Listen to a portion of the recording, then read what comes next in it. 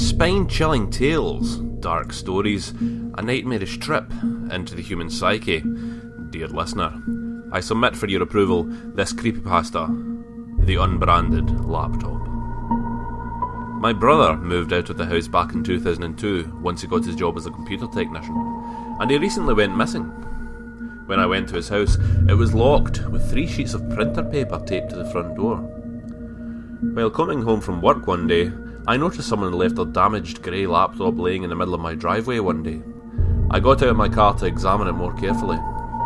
The LCD definitely showed signs of user-related damage, as there was a large hole on the left side of the screen that fit a standard Phillips head screwdriver perfectly. There was a webcam above the display as well, and it was also destroyed with the same screwdriver. Other than those, however, everything else on the computer showed minor signs of wear. Like almost all the keyboard's keys were faded, but nothing to the extent that it could be considered unusable. I looked at the back of the display to find out what brand it is, and yet I couldn't find anything. I looked at the entire laptop shell, and there was no text or logo stating what brand it is. In fact, there was no warranty sticker, no proof of license sticker on the bottom, no text whatsoever. What's even more odd was the fact that the only ports on the laptop was a VGA port for connecting an external display and a USB port. How long could this laptop have possibly run without a charging port to recharge the battery? It must have been a very low-end laptop where you had to remove the battery pack and put it into its own charging dock.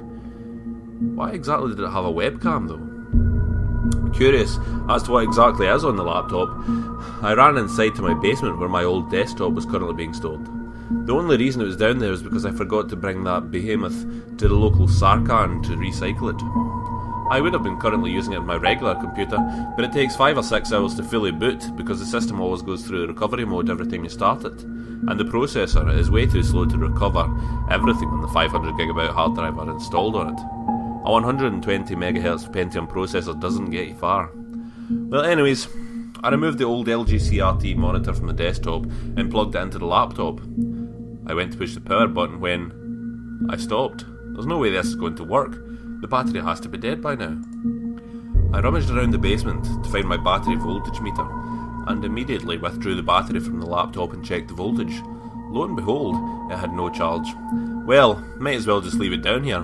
I'll bring all of this computer junk to Sarkan tomorrow morning. With that, I unplugged the display from the laptop, put it back into the desktop, and simply left everything downstairs.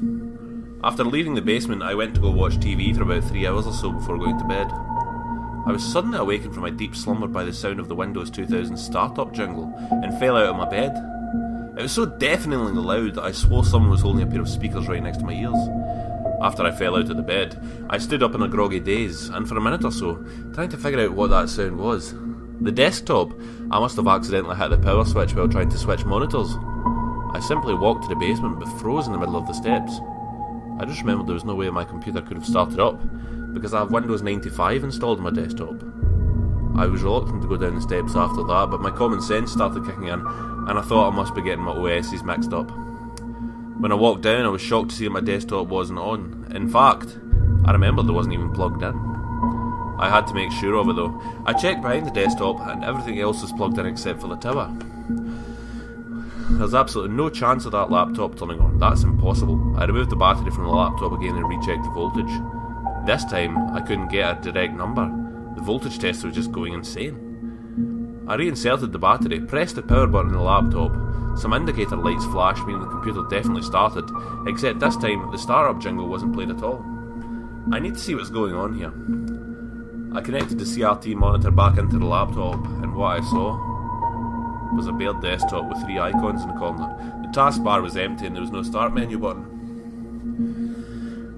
The wallpaper was black. Why would anyone do this to their desktop? Anyone could remove all the icons, but they must be pretty skilled hackers to remove the start menu button. Of all the 3 icons, one was a games folder, one was a videos folder, and the last was a DOS command prompt program. Maybe this was a kid's laptop.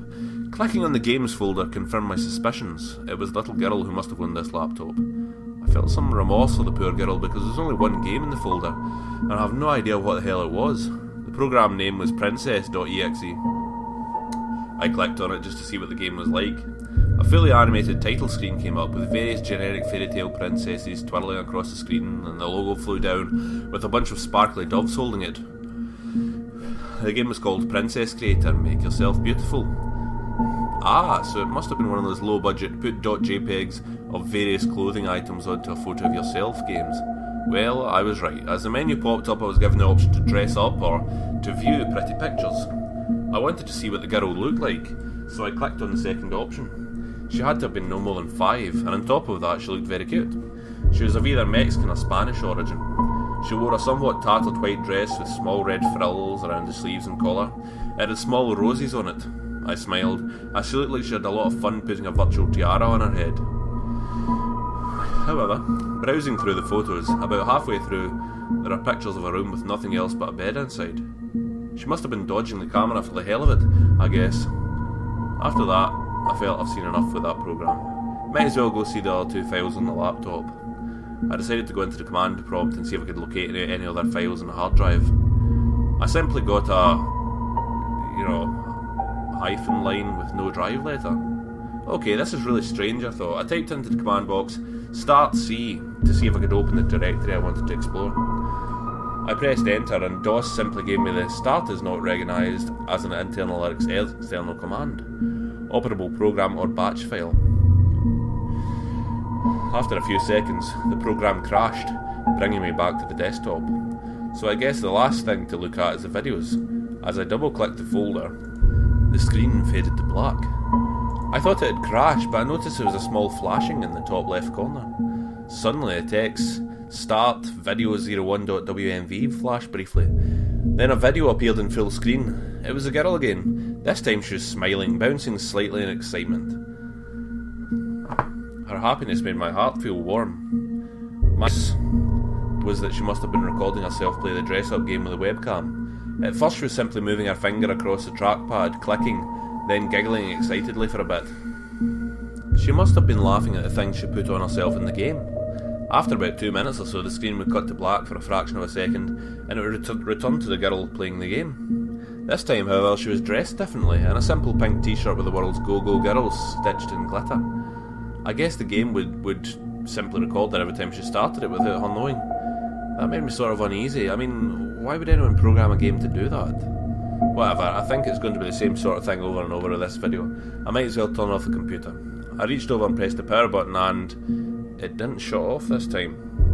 The video continued to play, and I saw the girl this time was wearing an orange tank top with nothing on it. She was smiling and giggling as usual, so I thought, maybe I can turn off the computer after the video is done. It couldn't be that long. The video seemed to drag on, with more cuts of her playing the game in a different outfit, and I started to doze off. However, the next cut in the video, the girl was just staring at the camera with an expressionless look on her face, wondering what the hell is going on. I become interested in the video again. This one didn't make me smile. It made me extremely uneasy, watching her without her usual smiley face put on. It was dark in the room and there was one desk light at the side. She was in some sort of nightwear. What is she going to do? She sat there for a minute with that blank expression, like she wasn't thinking at all. I started to get really tense as if something awful was about to happen. She bent over and picked up a handsaw from the left side of where she was sitting. She held it in front of her, showing it to the camera. Then she placed the jagged blade in the side of her cheek. I cringed at what I was seeing. What the fuck is going on? Slowly she began slicing into her right cheek. Blood drizzled down her neck as she did it. Slowly the side of her teeth began to show after about 10 seconds. As the saw went lower down her face, most of her teeth began to show on the side. Blood almost covered everything on the right side of her face. She eventually got to the bottom of her jawbone and saw a tiny piece of it off too. Her cheek fell to the ground with a small thud, and she put the saw in her lap and continued to stare at the camera, emotionless. I couldn't take much more of this and tore the battery out of the laptop, but the video continued to play. Then the next cut began. The girl screamed in extreme pain. I almost fell out of my seat, it was so loud. She screamed and put her hands over her now absent cheek. She continued to scream in agony for about 10 seconds. Then a knocking was heard from the side. It was a woman yelling in a language I couldn't understand. She was pounding the door, but not opening it. The girl must have locked it. I tried to unplug the monitor from the laptop, but it was stuck in. I didn't want to see what happens next. The screaming continued, and the yelling continued up until the next cut.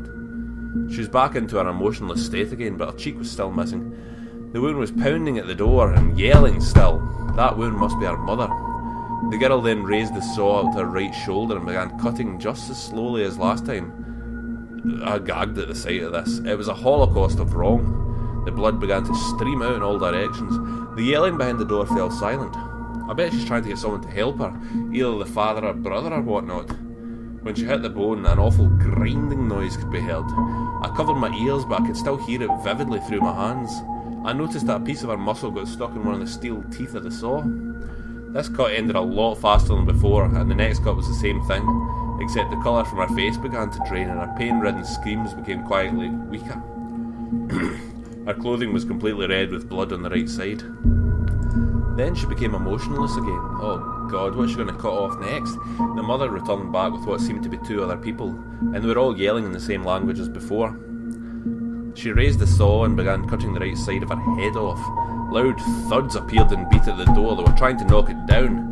She slowly worked her way down, with blood going in all directions. The thuds still repeated themselves on the door. I was mostly confused as to how she keeps going even after she went through her brain with the saw. Her right eye rolled into the back of her head. Blood began leaking out of it. She eventually made it to the top of her mouth, where she hacked her way through bones and teeth. It was the single worst sound I've ever heard in my entire life. I still hear it in the back of my head some days. The thuds continued, and deep in the back of my mind I hoped they wouldn't be able to break down the door so they didn't have to see such an awful sight. She finally made it through, and with that, the right side of her head fell to the side of her neck, held on only by a piece of skin on her neck. I remember the chilling sound of her jaw being unhinged from her head when it was tugged violently by the force of her half head. She put the saw down to her side. The cut ended, and the next cut, she simply fell face down onto the desk. Half her brain fell out onto the desk from the impact, and her eye was removed from its socket. Blood pooled on the desk. The people trying to break down the door finally made it in, and they almost blacked out from what they saw. Her daughter was in pieces. The mother vomited and ran out of the room. The father ran to her daughter, put her head back together and cried, holding her head at the side of his. The other man, presumably the daughter's older brother, simply stared in horror at what he saw. The horrifying self-mutilation finished with that cut, and the screen cut to the empty room with the bed. With a sigh of relief that it was over, I just sat there, breathing heavily and sweating. I didn't realise that the room was so hot until now. I have so many questions to ask. How was it possible? It frightened me, and I spent a good 30 minutes sitting in the chair, and finally, I got the courage to get up out of the seat.